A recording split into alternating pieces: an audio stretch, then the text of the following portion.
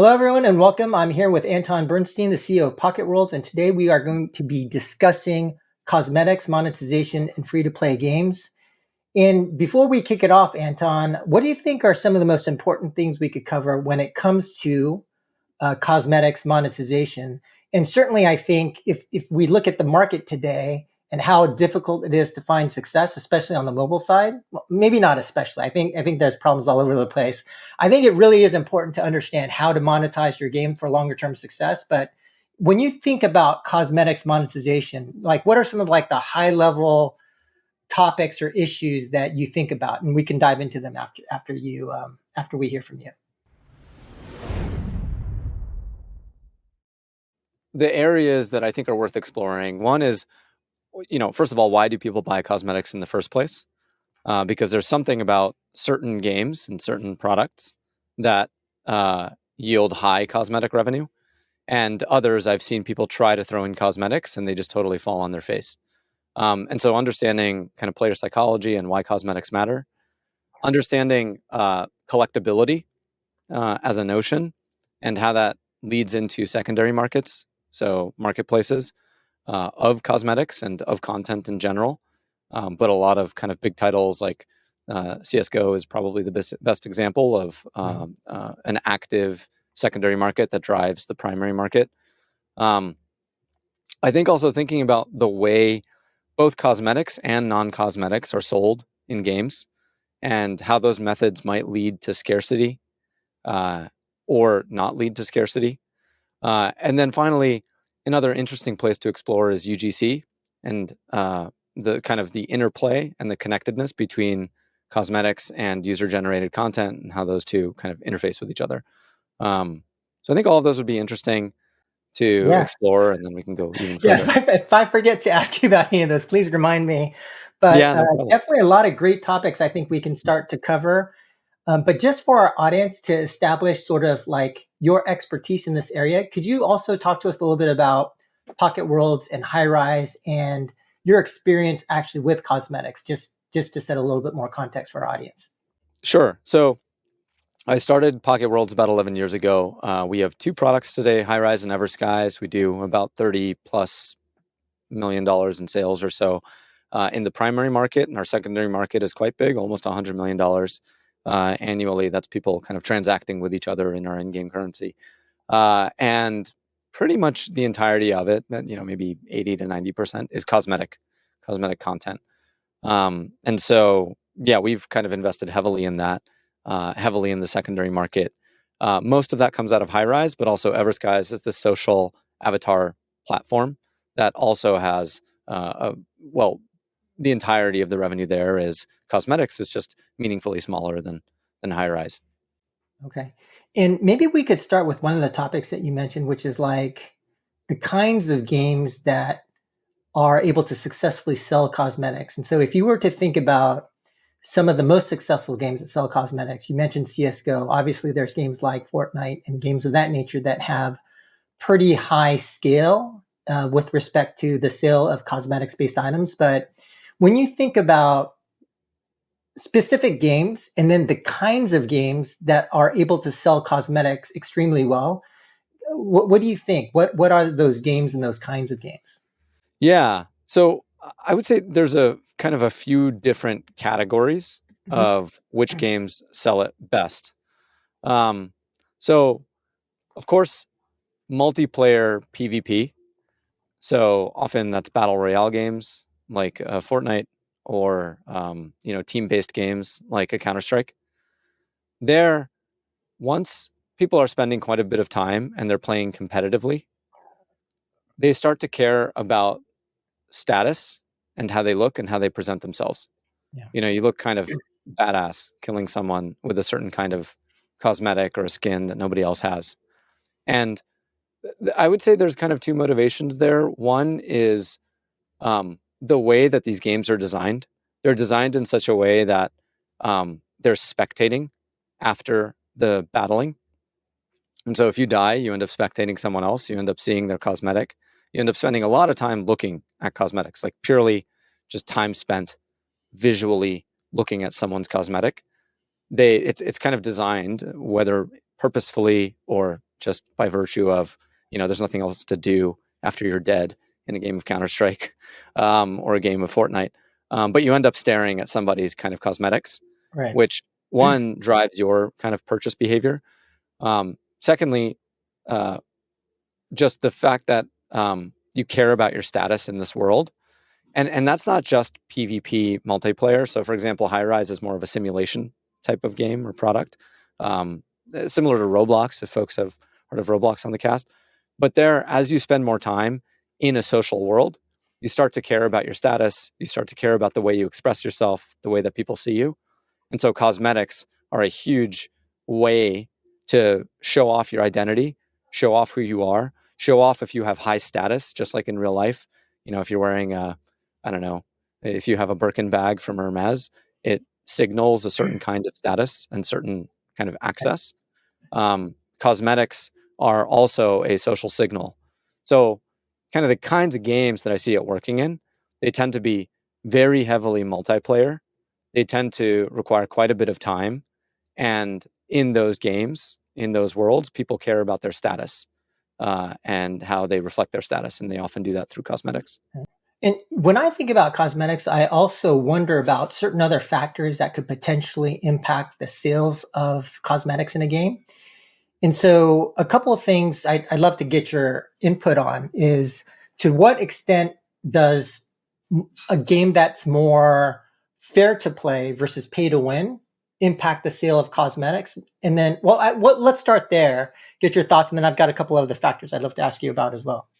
Yeah. Well, okay. If it's fair to play, so say it's, Counter-Strike, Mhm. which is purely cosmetic. There literally is Yeah. no benefit to buying a League, skin. Valorant, Fortnite. Yeah, Yeah. exactly. Any of these, there, I would say it is all about how you present yourself and all about kind of time spent.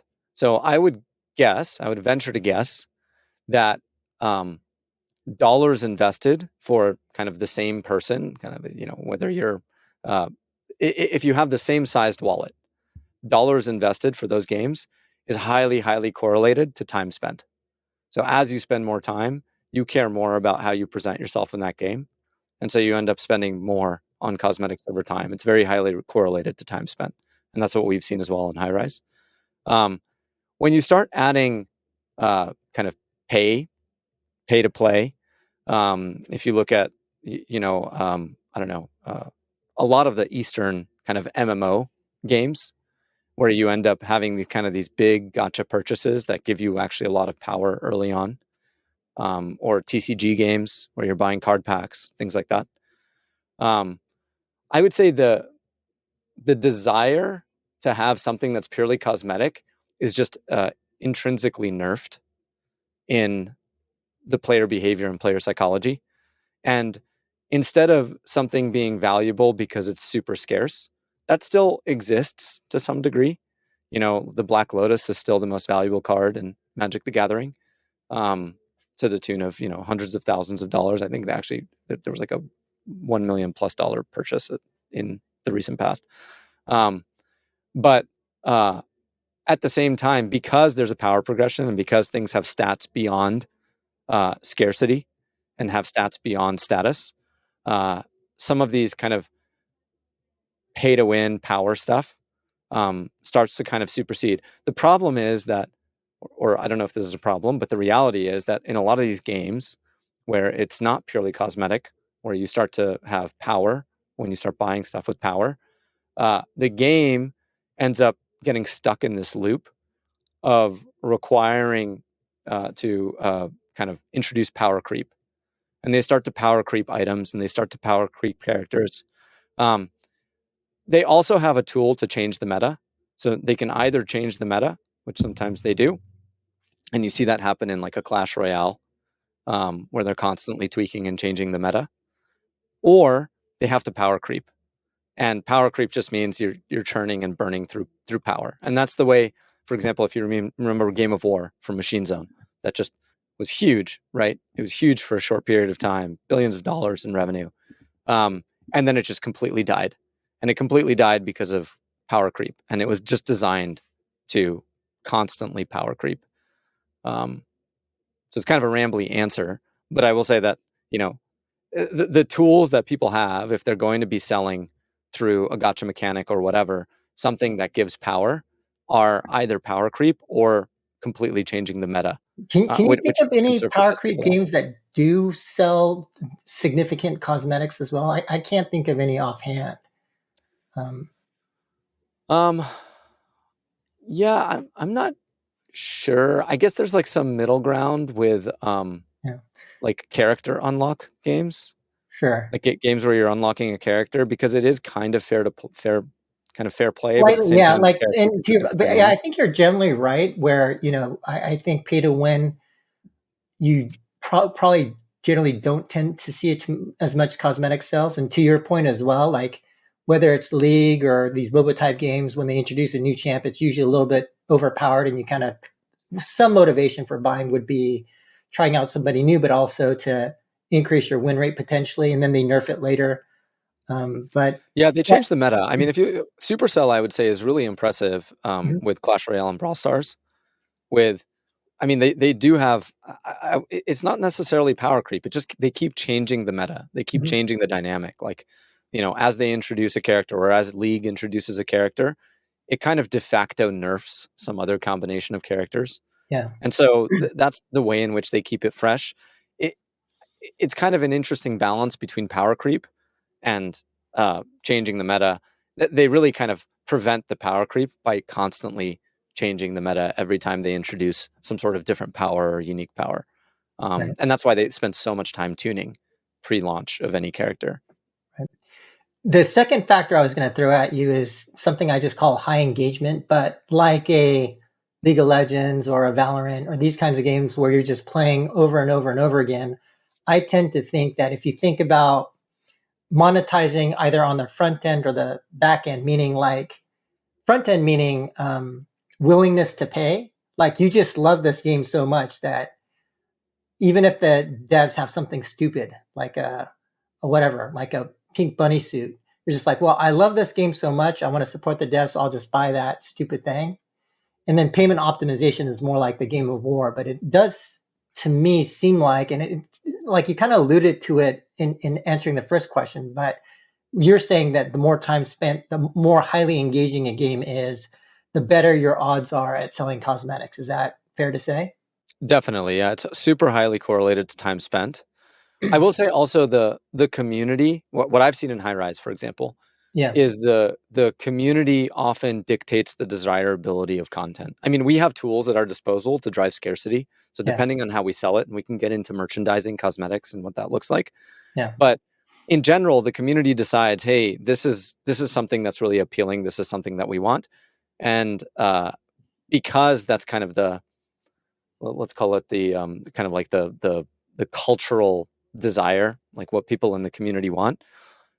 Anyone who's spending a lot of time in that world and cares about their status and cares about being part of that world start to buy it, start to consume it, because they want the status, they want other people to kind of see them as someone who cares, and someone who expresses themselves the same way that others do, a little bit mimetic in that way. And so I think that's another big driver. It's like in High Rise, for example, we can't just like sell some random thing. If we just throw something out there and the community doesn't see it as something that's appealing or something that's interesting, it will do palpably worse than something where the community has kind of latched onto it and said, hey, this is attractive, this is interesting. And then there's a groundswell of many, many people who are interested in buying that product. Um, and so there is the component of like, yeah, we want to buy this because we're spending time here. But then also there's the component of we want to buy this because other people want to buy this, okay. because humans are mimetic in that way. The third factor I wanted to ask you about is perspective, right? And so whether you're first person or third person, if you're first person like in Valorant and you're seeing your gun a lot, then I would assume it's a lot easier to sell weapon skins, for example. But how much of an impact, or I'd love to hear your perspective in terms of what you can sell or how well cosmetics sell, depending on first or third person perspective. Yeah. I think it changes which cosmetics sell. Okay. I don't know how much it changes whether or not cosmetics sell. Or Like to as an the example, degree that it sells. yeah.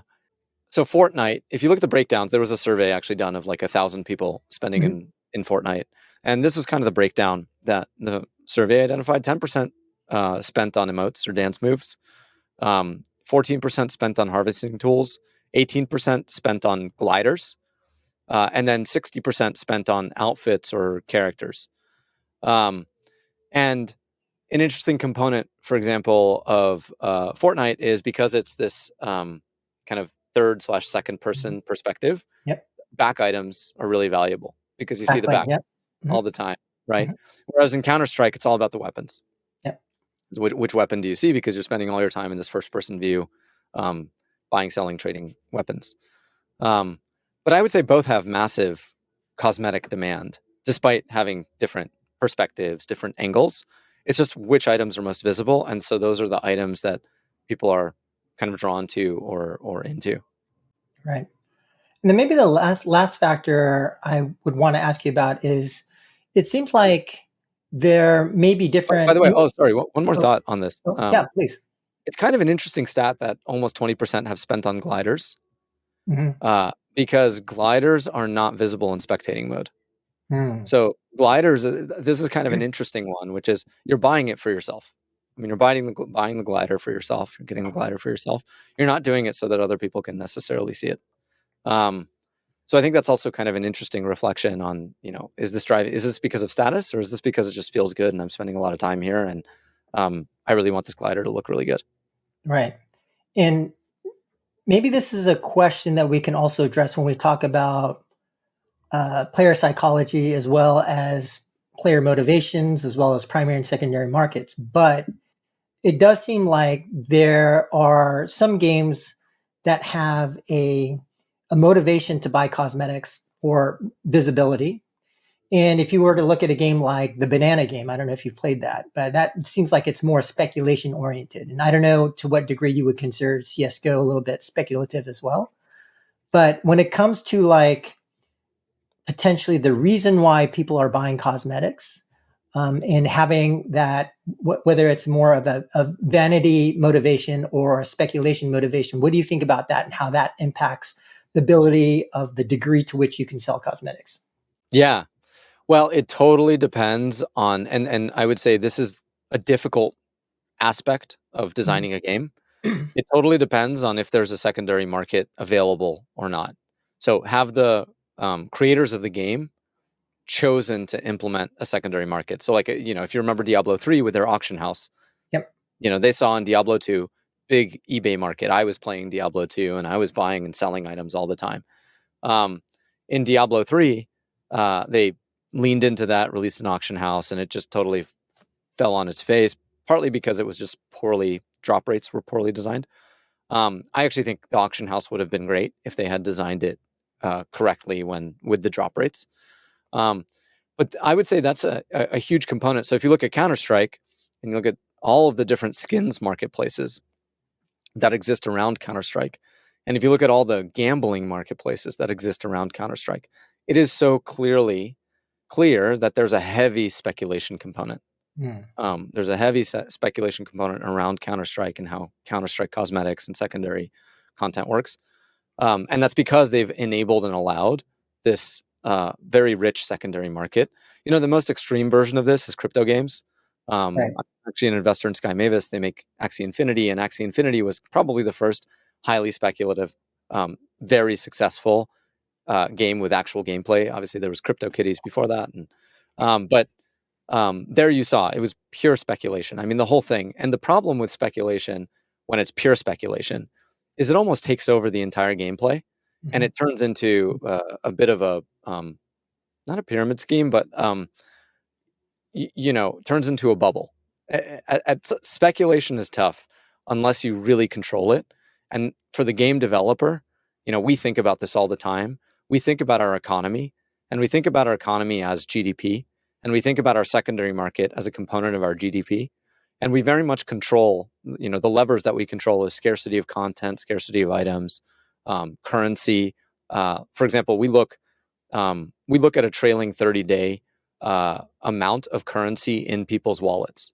And if it goes too high or if it goes too low, we need to change something about our live ops in order to not inflate the economy, or in order to not deflate the economy, but in order to kind of manage the economy so that it doesn't become a bubble, but also it doesn't become kind of nothing.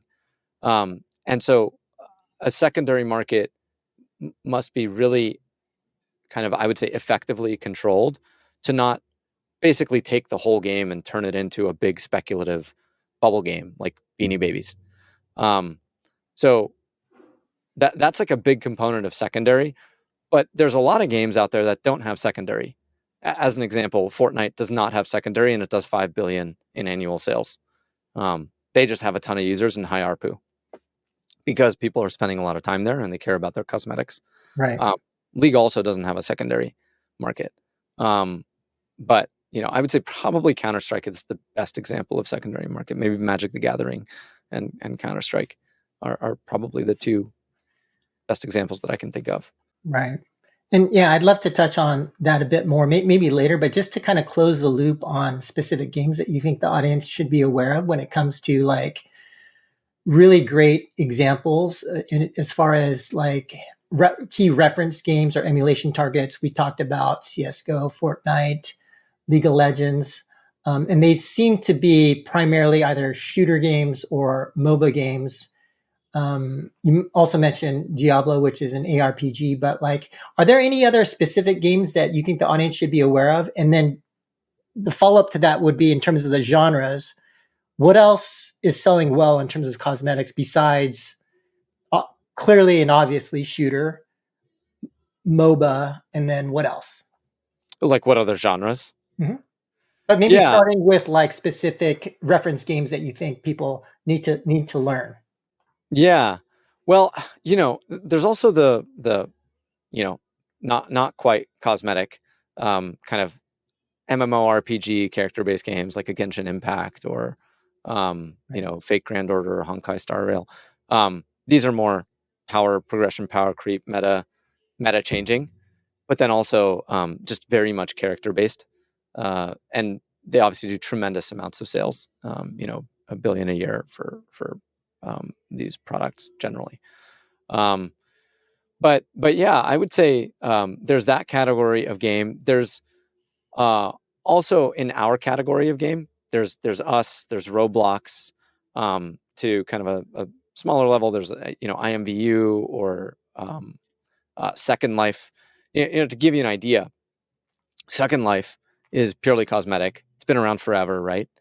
Yeah. They do a tremendous amount of revenue. They do, if you include primary and secondary market, about 180 million, maybe 200 million in revenue, and off of fairly small base of users. 50, 60,000 concurrent at the peak, and so that is, for example, a game where they're selling real estate, scarce real estate, and items and content around real estate, and all of it is heavily UGC. So it's really an old one, but an interesting one to explore.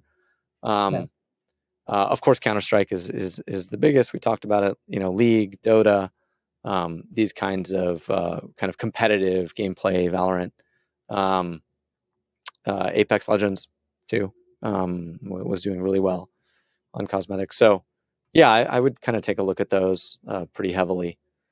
And maybe just talking about, okay, so there's potentially a lot of developers in our audience who are interested in selling cosmetics.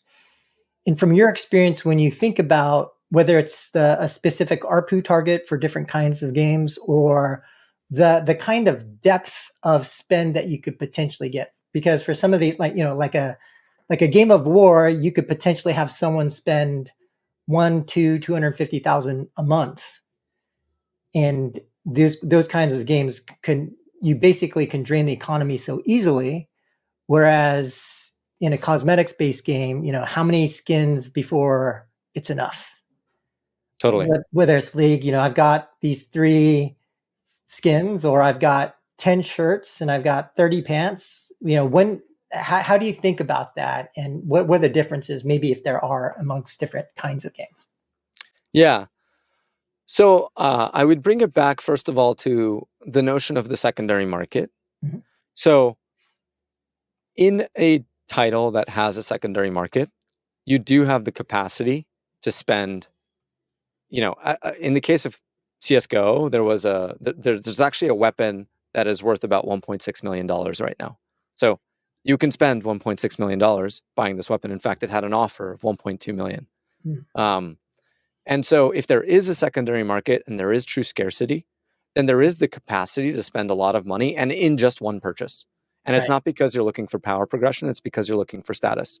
It's the equivalent in real life of buying, the fanciest branded suit. you know, there is theoretically infinite depth, and it really just depends on people's available wallet and how much they're willing to spend and what their demand is for that item.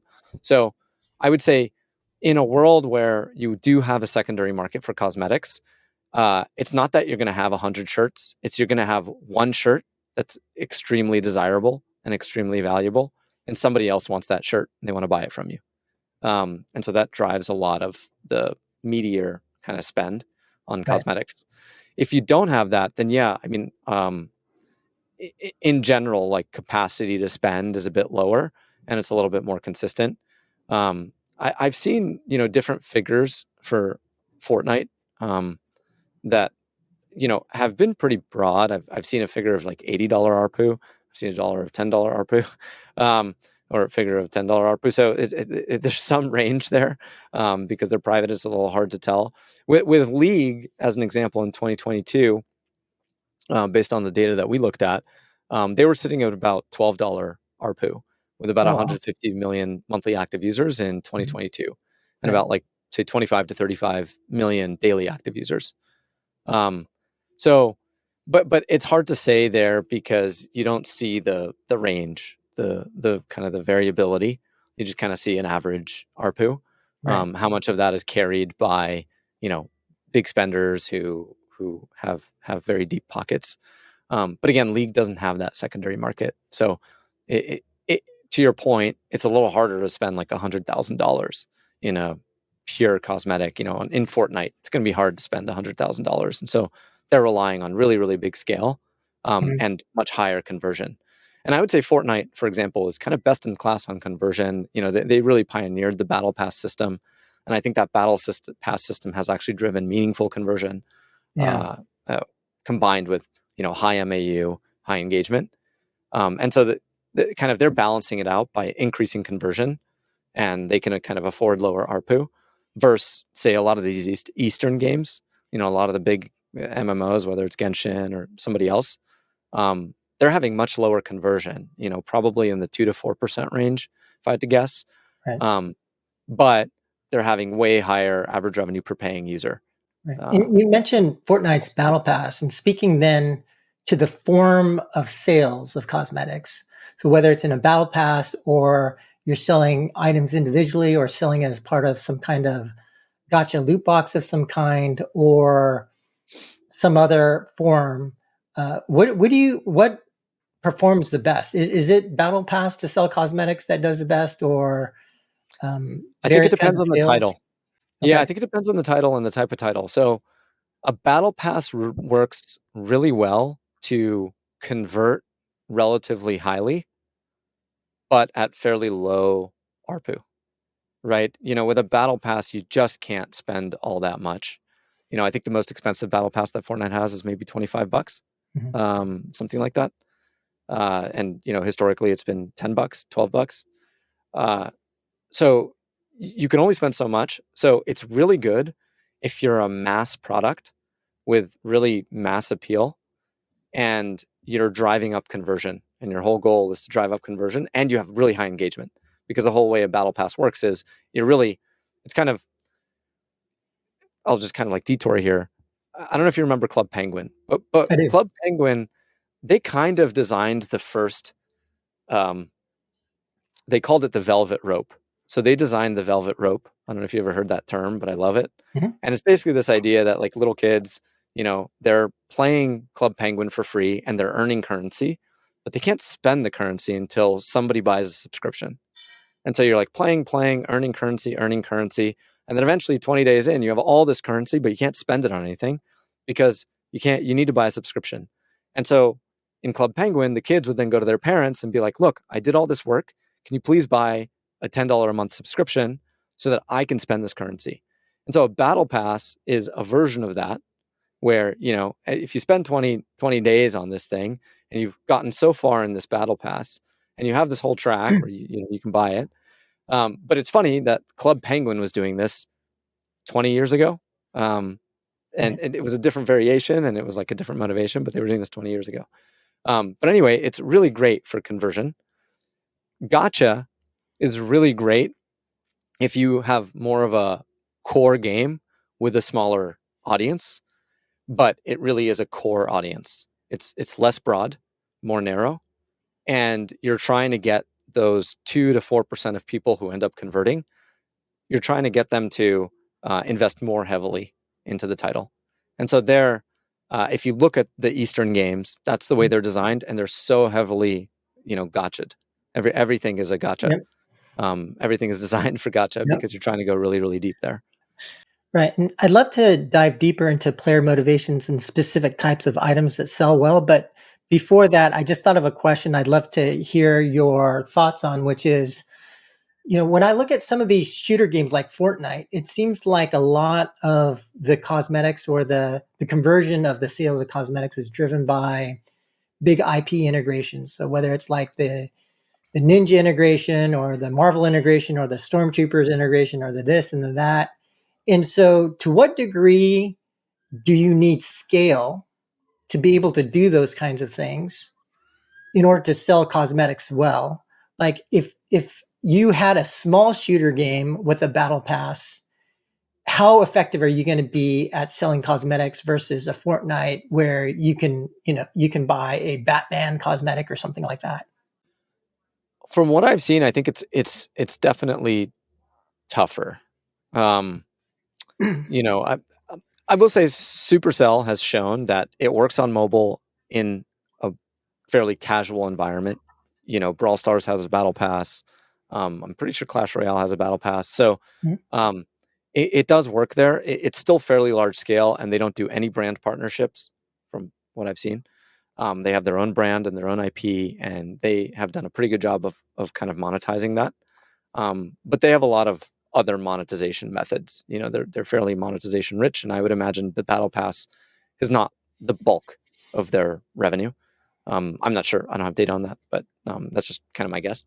Um, I would say if it's just kind of a small shooter and they're monetizing entirely through a battle pass, it's just pretty tough to get the ARPU high enough to justify the costs of building and maintaining the live ops of a shooter that maybe is evergreen and you have to keep changing it without getting some of those really deep monetization methods like a gotcha system. I think it's quite tough. You need to be at large scale to be able to do that. That's my take. Okay. And then as far as the IP integrations, yeah, we've been doing some on high rise, for example, like, again, to give you an idea of scale, or let's say at about 30 million in primary market revenue, we've been starting to do some IP integrations and activations, and those have been interesting. I would say I haven't seen them meaningfully move our cosmetics sales. Mhm. They've been engaging and they've been interesting for some folks. And we have some interesting ones coming up that like are big IP and big brands, and we'll see what the impact will be there. But in general, I would say they've been break even ish in terms of impact. Um, but also, we're not working with Star Wars, so it's Right. like maybe Star Wars is a whole nother level. I would say that the kind of the IP integration, the brand integration needs to be really high, and it needs to be like of a really strong, really relevant brand to that audience. Everything else is going to be neutral to possibly negative. Okay.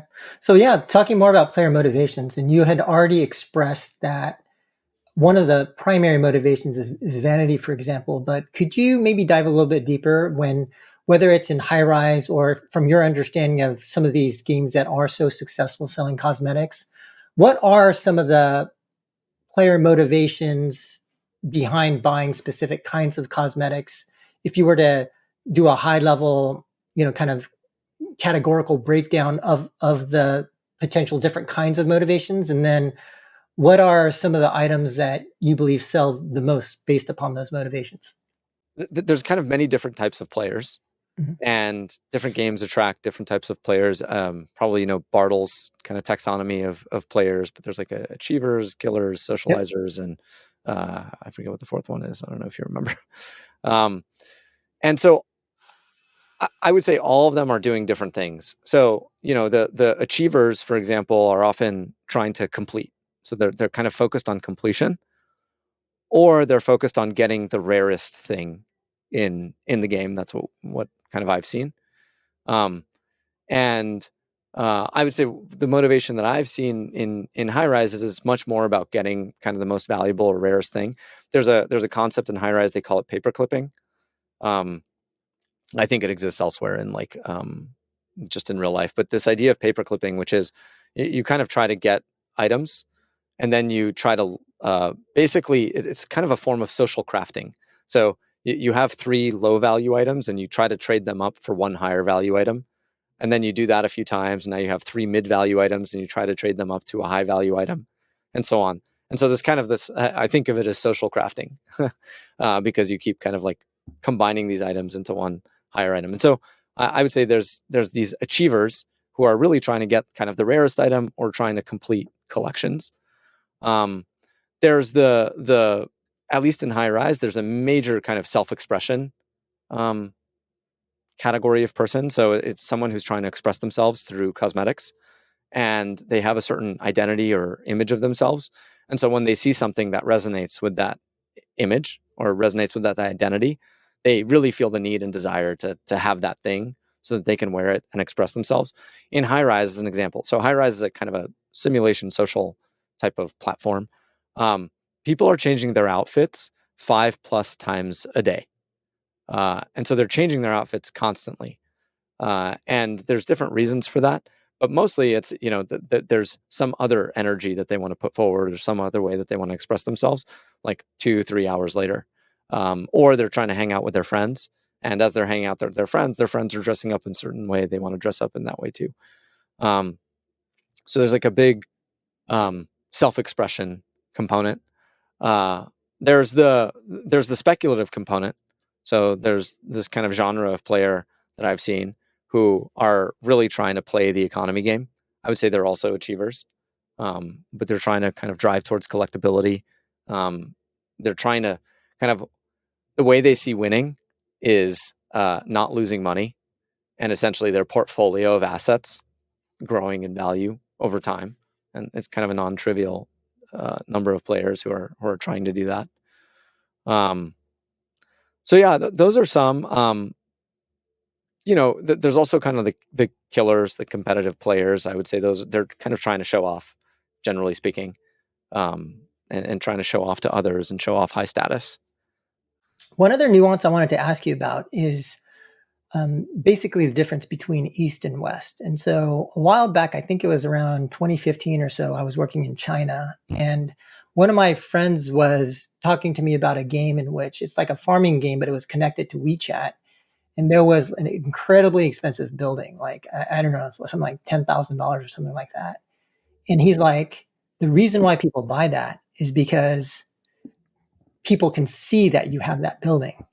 And so the guy that has that building, all these girls would message that person with that building, for example. And so um, I guess there's kind of 2 nuances or questions I have there. One is like, do you see any games doing things like that with status and the impact of having a community or social? To your point, like some people are buying cosmetics even though no one else can see them. So like the social impact of that, and then East versus West in the sense that we also discussed, or you had mentioned before, that in Asia there's a lot more gotcha, loot box, pay to win is more acceptable, right? Because there it's not like in the West it's more about, hey, I'm so skilled. I don't pay, even though some of these players may have spent, hundreds or thousands of dollars. They try to say that they don't pay. Whereas in Asia, it's more like, look how rich I am. I paid all this money in this game. And so maybe you could speak to some of these nuances with respect to status, social community, and then East versus West, which might be a little bit tied to the issue around the culture around fair to play or pay to win. Yeah, I mean it's spot on. It's 100% true. I mean, I've heard of stories where Western games would launch in Asia and people would churn because they literally cannot buy the high status item until they make more progress, right? Because in the West, like you said, people tend to um, kind of look down on people who just pay to win, or look down on people who just jump in and spend all their money and now they're like super loaded in the game. They value effort, they value work, and they Right. value kind of getting there fairly um, from their perspective. And so that's the way oftentimes Western games are designed. You know, the battle pass, as an example, is very much a Western design because you need to play a bunch in order to unlock on the 30th day the really rare item. Eastern games are designed in such a way where on day one you should be able to spend dramatically and be able to get the highest value thing very quickly. And I've heard of stories where when they're not designed that way in the East, people actually churn out, especially high value kind of players, players who want to invest heavily. They just churn out because they're like, "This is going to be too much work. I'm out." Um, and so that is definitely a major cultural difference and cultural nuance, and that's why these games in Asia, particularly in China, Taiwan, but also even Japan and South Korea, they're super gotcha heavy. The gotcha is totally unlocked from the beginning, and you can just sink a lot into that title so that you can immediately be kind of leveled up and be strong. And um, they're also very heavily MMO focused. They're deeply social. If you look at those games, they very much tend to be normally like kind of like top down MMOs. Um, think like a Maple Story or something like that. Um, and so, yeah, it's a huge difference. I'll flag that High Rise, for example, we're not live in China, South Korea, Japan, a little bit in Taiwan. And so we don't get as much exposure to that yet. We're kind of starting to and working on it. If you look at our number one competitor, Roblox, they ended up partnering, I think, with Tencent to launch in China and kind of tailored it that way. And I see a lot of Western titles needing to partner with someone in the East, partly, for regulatory and government reasons, but also partly because there is a very big cultural difference in terms of how people spend and how they think about spending. Right. But And, yeah, and maybe that's for our audience, I can just name, without naming the specific game, as an example of a game that was a little bit more pay to win oriented, where we saw in the West or in the US sub 2% conversion. But then in China, the conversion was over 10% and the ARPU was actually dramatically higher. So I think that just kind of confirms to us like what we've been talking about, that this is certainly a phenomenon that developers will have to try to understand. And whether you're catering for the Western market or if you're catering to China, it's probably going to have to be a little bit of a different design. I think what's interesting is so Western games, I think, have a hard time entering the East, but there are a number of Eastern games that are entering the West and fairly successfully. Um, and I think it's because there is that kind of depth of spend in the West, Mhm. and it's possible and viable. It's not like everyone's like, no, it's not fair, and I'm not gonna participate in this Right. game because very early people can come in and Yeah. spend a bunch. Um, so I will say it's like well, on the margins a little bit one-sided, but obviously League has become huge in the Yeah. East, and Yeah, I think um, that's an important point. I think in our conversation, I don't think we're telling the audience pay to win can't win in the West, because clearly it does. yeah, Game of War being a good example, but that there are proclivities and cultural differences that one should keep in mind. definitely. Um, cool. So I think one of the other topics that we were going to punt on, so maybe we can talk about it now or punt on till later in the conversation, is this notion of primary and secondary markets. And so I'd love to hear more about that. I know you're running something specifically. You had mentioned, I think in primary, you're selling like 30 million. And then in the secondary, I think you said 100 million. So could you break out like, so what does that mean from an economics perspective in terms of like that 100 million? Do you take a rake on some of those transactions? How does that benefit you? And then I'd love to hear more about the dynamics between of what you mentioned, because you also said that having a secondary market is a little bit potentially dangerous, Yeah. with Diablo being, an example. And so I'd love to hear more about the dangers of a secondary market as well. Yeah, sure. Um, I'll kind of cover our um, primary and secondary market. So our primary market mostly consists of either gotcha or direct sale. So we Okay. sell cosmetics through a gotcha mechanism I mentioned. We release it for a limited period of time. People can buy it, and then they can trade it in the secondary market. We also do some direct sales where we sell it for limited quantities or limited time or limited stock. We also have some kind of event progression systems where people can progress over time and they can kind of win items and then trade them away. Um, and then the secondary market, we have a few different methods that people can tap into the secondary market. So the way that they can sell through the secondary market, one, we have a marketplace, so people can list items on that marketplace. Two, they can trade with each other directly. So I can give you an item in exchange for another item or for currency. Our in-game currency is called gold. That's kind of the scarce currency. It must be purchased. You can't really earn it. Um, and then also we have something that we call secondhand grabs, which basically you have your own gotcha in your own room and you can put a bunch of stuff in it and then people can spin it and they can kind of win one of your items, one of your kind of inventory items. The last piece I'll mention is because we just rolled out High Rise Studio, which is our IDE to be able to build games and experiences inside of High Rise, creators can now start giving away or selling items directly inside of their experiences using High Rise Studio. So um, anyway, that's kind of the way that we're designed. The bulk of the secondary market transactions happen through the marketplace, but a non-trivial amount, 20% or so, come from trading, and another large non-trivial amount comes from secondhand grabs. So they all kind of drive towards the secondary market.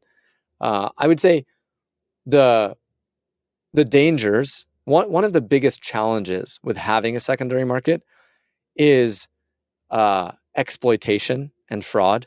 It's so hard to have the levers that a product that doesn't have a secondary market has. So, as an example, we can never give away our currency because if we start giving away our currency, I mean, we can to some degree as a marketing expense, but if we start giving it away, somebody will find a way to exploit it and start to flood the market with currency. Right. So, Just blue stacks all day. yeah. And so it presents this challenge where if you do offer a secondary market, Yeah. all of a sudden you can't, bring someone in and start kind of like giving them currency in order to succeed. And because there's no power progression, most other currencies just aren't that valuable.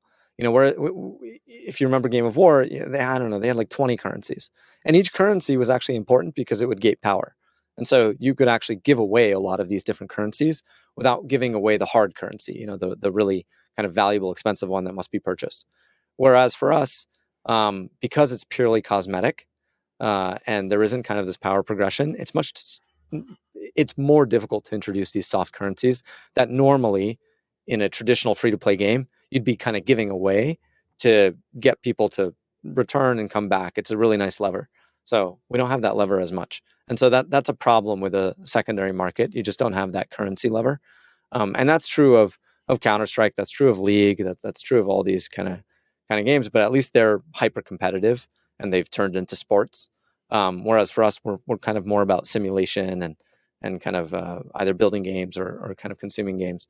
Um, so yeah, I would say that's kind of the biggest challenge of having a secondary market. In addition, it's what we talked about, which is um, if purchase behavior is driven in some part by secondary market or perceived value, that kind of stuff, then if the economy gets away from you and you don't have enough visibility into the economy, you can really destroy the product. So I don't know if you remember Gaia Online, Mhm. but Gaia Online was huge. It was the kind of this forum, and you had avatars and all this stuff. I worked there for like 1 or 2 months. Okay, well then I don't know if you were there before or after they completely decimated their economy. Um, but there was a time when they completely decimated the economy. They Okay. essentially sold a machine that produced currency. Okay. And that created massive inflation. And Right. because of the massive inflation, Gaia completely tanked. And so there's this big component of managing, controlling the economy. Eve Online CCP games. I remember hired I don't know if they still have them, but they have economists Mhm. who manage the economy. Steam, I remember, had hired an economist and scientist to analyze the Steam economy. And so these are kind of complicated problems because they're complicated systems, but at least there are some metrics and KPIs that if companies do have secondary markets, they can look at. They can look at gold in the system or currency in the system that's currently alive. They can look at the GDP and transaction volume, all that kind of stuff. Last thought, in terms of taking a rake. Yeah. Yeah, we take a rake and we feel we have to, because without taking a rake, a rake is a sink. It's a sink for Yeah. the currency. If we don't have any kind of sink, then a lot more currency stays in the system and it drives inflation. And inflation is really scary for us because then as new users join our platform, everything becomes exorbitantly expensive for them. But old users who are very rich because they've been trading between each other, they end up kind of driving the entire top end of the economy Right. because everything's highly inflated. And so for us, our secondary market, we take a 30% rake off the marketplace. Um, we actually tested a 10% rake and versus a 30% rake. And we actually saw virtually no difference in transaction volume, just a much lower rate take rate, Yeah. um, rake. We take a 10% rake with direct peer-to-peer trading, and we take a 30% rake with secondhand grabs. So um, we definitely take a rake, and I find that it's very important to do so. Gotcha. Otherwise, you're going to start experiencing massive inflation. To your point, when you mentioned KPIs and metrics, so I can understand why it's very important that you're kind of trying to keep a pulse in terms of your economy. If you have a secondary market, for example, Mm-hmm. and there's probably, maybe outside the scope of this discussion, but probably a lot of things that you should be looking at. But if you don't have a secondary market, how would you, like, to a product manager that may be listening, that is overseeing a game with a cosmetics based economy, like, what are some of the KPIs or metrics or things that you would track in order to let you know whether the cosmetics that you have in your game is performing well or not? What should PMs be aware of? That's an interesting question because for us, we think about it a lot in terms of secondary market. So the nice thing about having a secondary market on the flip side Mhm. is we can easily see what the community wants and what the community doesn't want by virtue of the value of the items and the cosmetics in the secondary market. So we kind of track the price of every single item Okay. in the game relative to volume. Um, I would say without that, then you really only have the kind of the primary market data. And so you're looking at, how many users end up purchasing, this item. Obviously, it depends on your merchandising strategy if you're using a gotcha system versus direct sale. But basically, how many people are kind of buying this item? How often are they wearing it? What's kind of like the wearing or equip rate? Um, you're looking at kind of conversion and depth of spend. So if you're looking at a gotcha, for example, you're looking at the depth of spend on a gotcha, and when do players stop?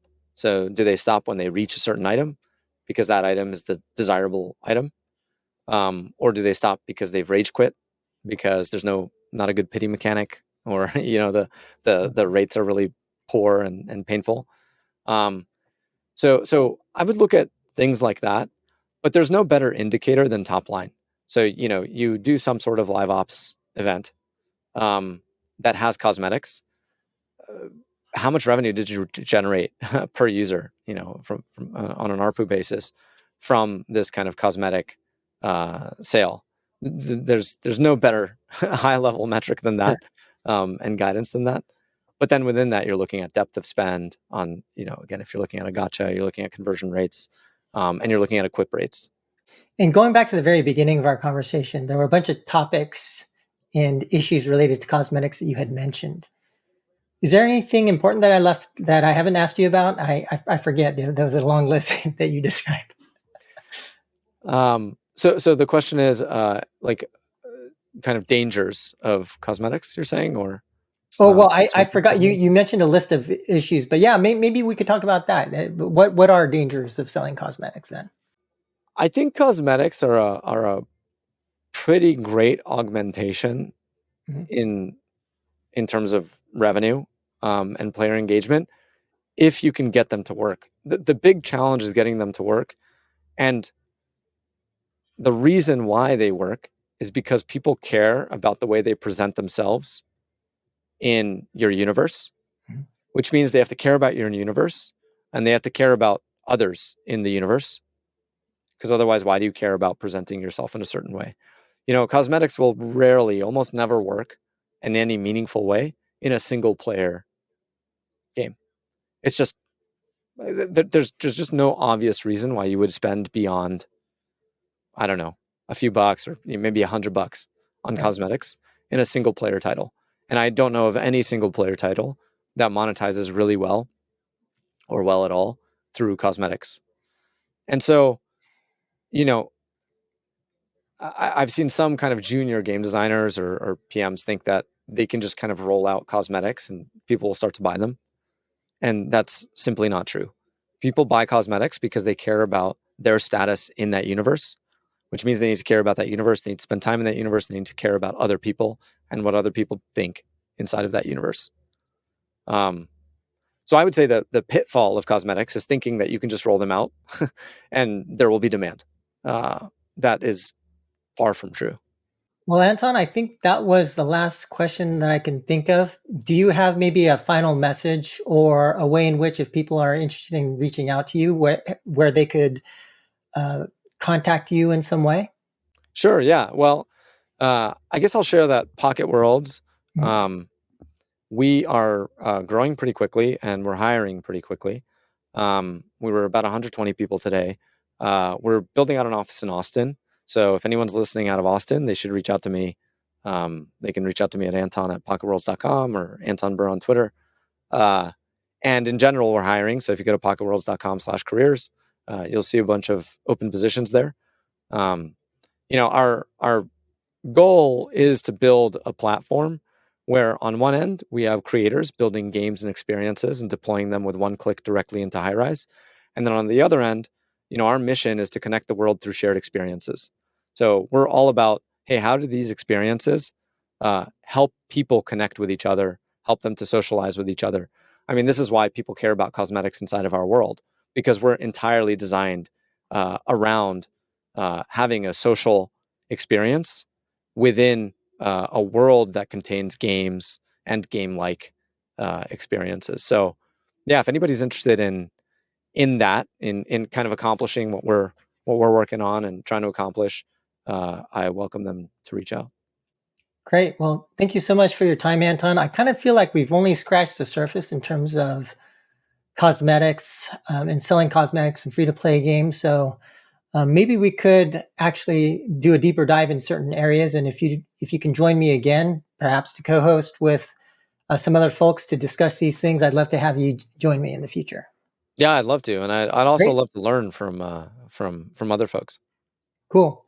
Well, with that, to our audience, thanks for making it this far, and we will catch you next time. Thanks, Anton. Yeah.